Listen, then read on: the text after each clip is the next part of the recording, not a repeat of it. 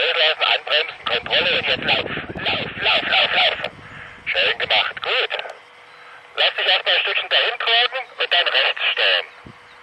So, jetzt nach rechts, kommt nach rechts. Noch stärker nach rechts.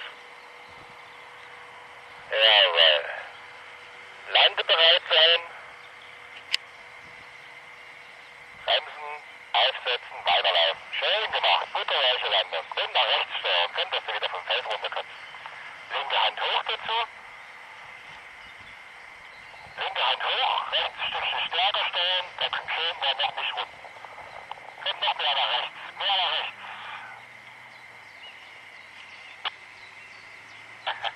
Steuer immer mehr nach rechts, lange rumkommen.